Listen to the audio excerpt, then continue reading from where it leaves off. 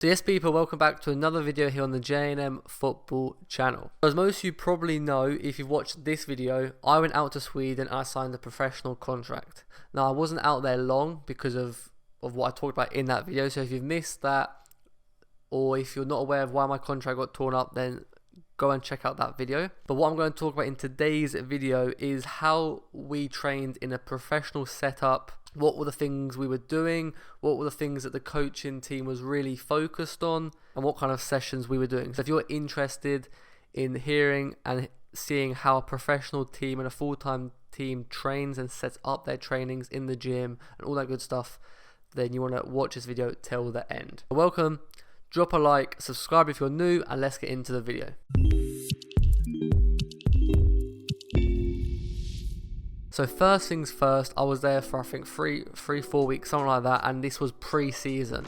So what I'm going to talk about is mainly about pre-season and how we were training in pre-season, preparing for the season. So we got these, I'll put these up on the screen, but we got these like timetables sent out to everyone, so we were all aware of when we were training, what we had to do that day. So we got a full schedule every week, so we basically knew on Monday what we were going to be doing for the whole week. For every week I was there, we always had Wednesdays completely off and Sundays completely off. So that's 2 rest days in pre-season, and that was like you had the whole day off. You didn't have to do anything. If you wanted to go to the gym, if you wanted to do an individual session, that was your own choice, but mainly the coaches wanted you to rest and prepare for the rest of the sessions. So for the first week, the schedule was training in the morning, gym in the afternoon, for every day we were training. And as I said, we had Wednesdays and Sundays off. So it was training in the morning, gym in the afternoon. And then we also had, as you can see here, Friday and Saturday, it says sports hall. Now what we're doing there was basically these really extreme, and they were horrible, really hard HIIT sessions. We were doing them twice a week just to get up our fitness levels basically. We started, I can't remember the exact exercise and stuff, but it was 20 seconds on, 10 seconds off. We first time we did 5 sets, we all died, and then the next time we did 6, and then we were going like 1 set extra every time. Now these were extremely hard, and they were quite heavy on the body. There was a lot of jumping, so the workload was extremely high. And in the first 2 weeks, a lot of players were getting muscle strains, and I'm 99% sure because of these HIIT sessions, but they were extreme. There were loads of jumping. The workload was very high, and yeah, people were getting injured quite early on in pre-season. Now, at the start of pre-season, so in the first week and a half, we were doing a lot of tests. So physical tests, say sprint speed. So we did 10 meter sprint, 30 meter sprint. We did upper body strength tests. We did core strength tests. We did spinning classes, but we did tests on the bikes as well. Then we did tests in the swimming pool. Some of the tests were a bit pointless. Like there's one test which was like a push-up test, and you had to do 50 push-ups. Now, I mean, if the coach works this way, then fair enough. But it was a bit weird for football and in a football environment for you to have to do 50 push-ups all in one. But yeah, we had to do that. And then anyone who failed, so say for example, we had to hit 50 push-ups in one. If you didn't hit the 50 mark, then you would have to hit the gym and focus on your upper body. And then I think in like a month's time, you would do the test again, and then if you didn't hit the 50 push-up again, you would get sent home.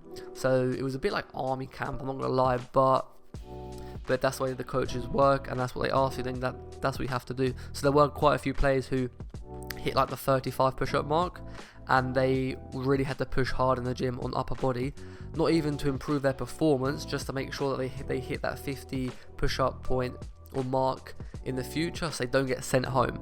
So it was kind of getting in the way of footballers training better in the gym, because they were focused on just push-ups to make sure they can hit that 50 point mark.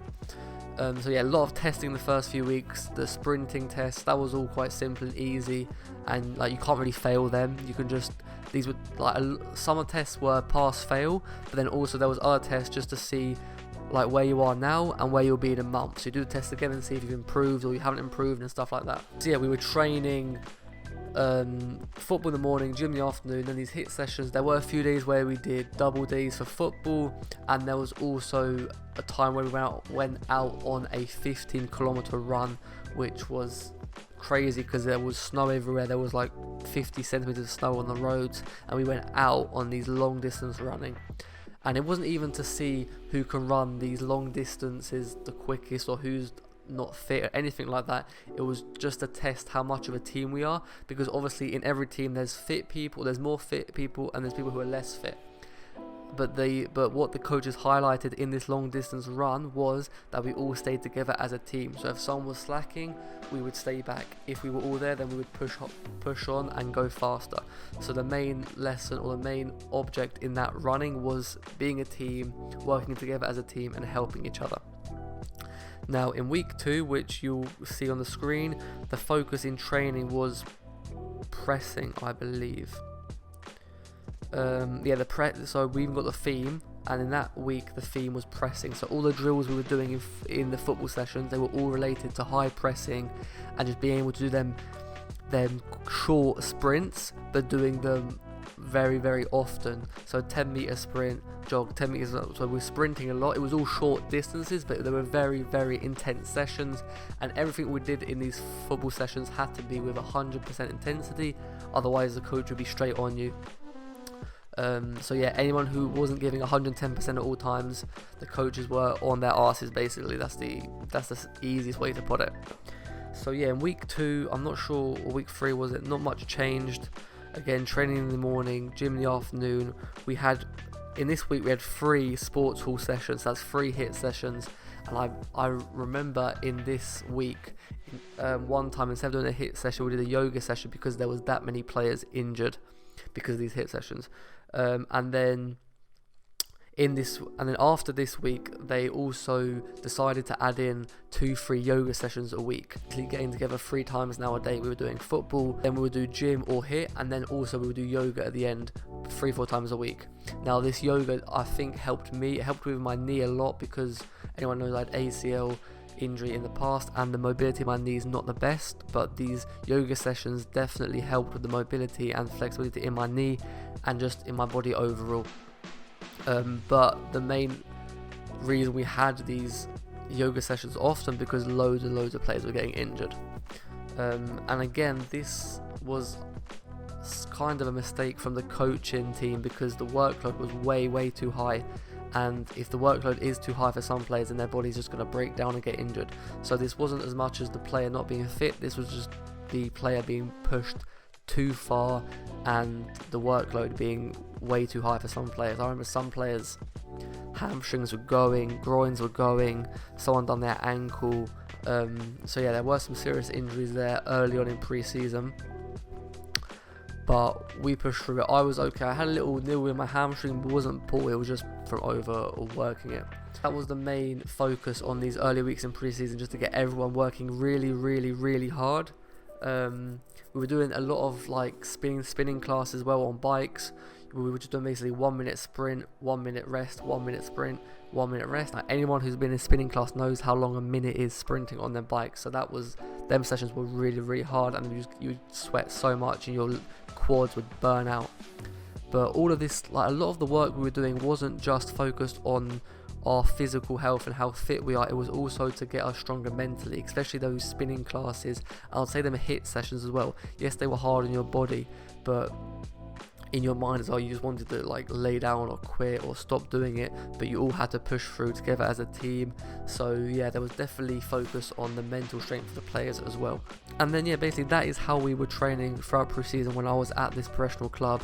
It was hard, it was intense, but it definitely got us players fit. The players who obviously stayed healthy, the players that got injured, they really struggled to get back in because we were working at such a high intensity that it was hard to train, stop for a week, 2 weeks, get injured, and then get back into it 100%. It was hard for some players to work at this intensity every single day, which I 100% understand. There was a few things, if I was a coach, that I would change from how they set up the sessions, and I would just say overall the workload was way too high for some players.